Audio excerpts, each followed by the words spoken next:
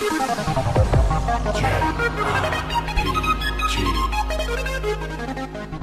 everyone, welcome back to JRPTea-Time. I know it's been a while since I've been around, but we're going to be talking about what free-to-play mobile gacha games promise you and how they fail to deliver on that promise.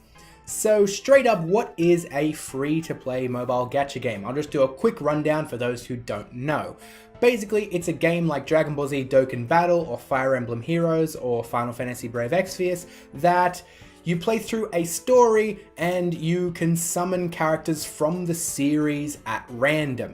So in Dragon Ball Z Dokkan Battle you could get Vegeta or Goku, but you have to spend real money or in-game currency to just toss a coin in a well and hope that water comes out instead of something disgusting.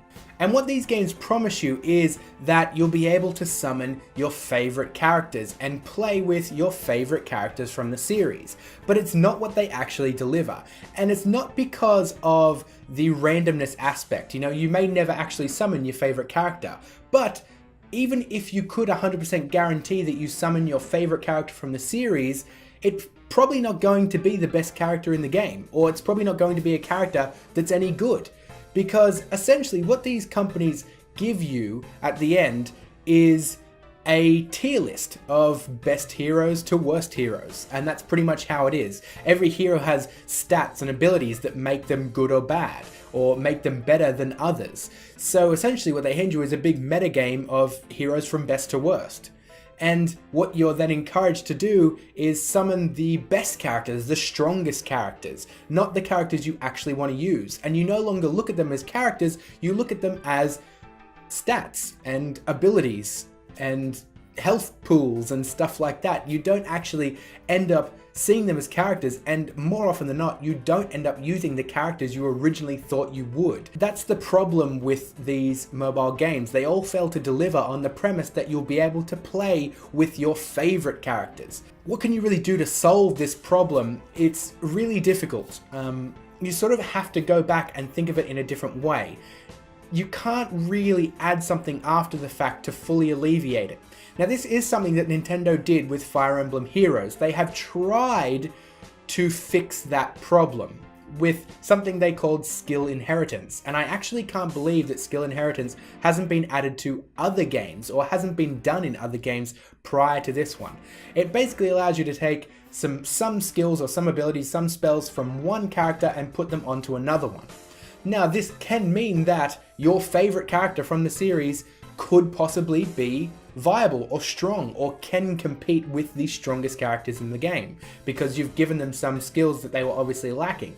And it can also mean that characters in the future could get better. So your favorite characters now might be really bad, but they could get better if a skill gets added into the game that particularly enhances your character. It's particularly beneficial for your favorite character. So that's something that helps, but it still suffers from a pretty similar problem. Now the tier list is very much like it was before, except now you just have the list of the best characters that also include the best skills attached to them. There are still characters that have better stats than others, or they have better weapons than others, which can't really be transferred between colors or types.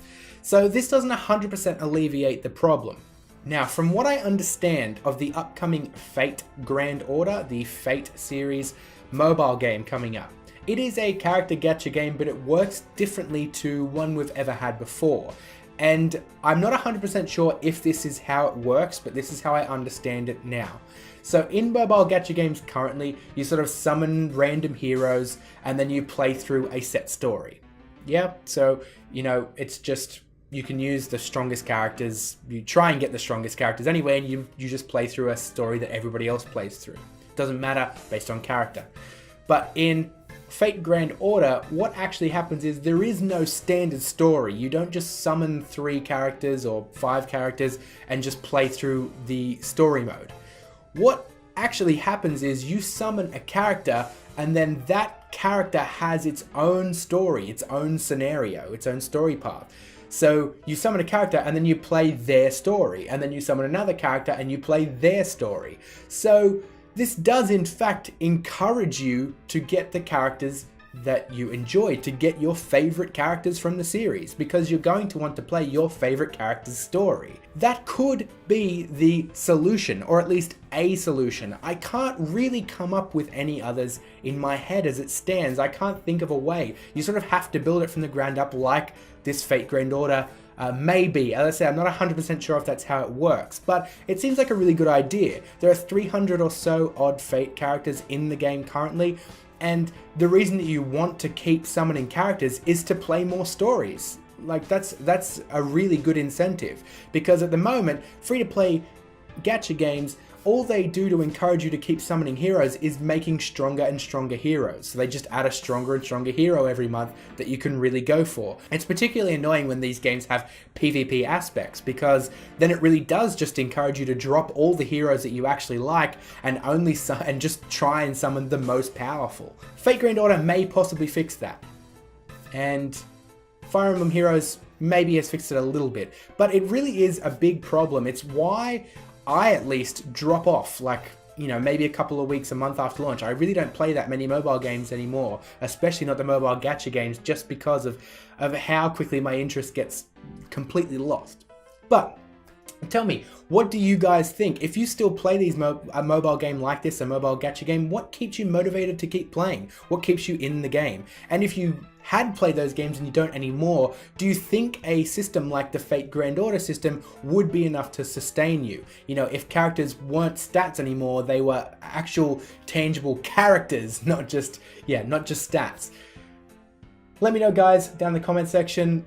Please hit that like button or the dislike one, whichever you like.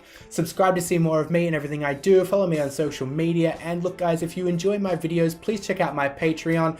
You can give as little as $1, and it really helps me out a lot. It helps this channel out. It allows me to keep doing what I'm doing. All right, guys, I'll see you all soon.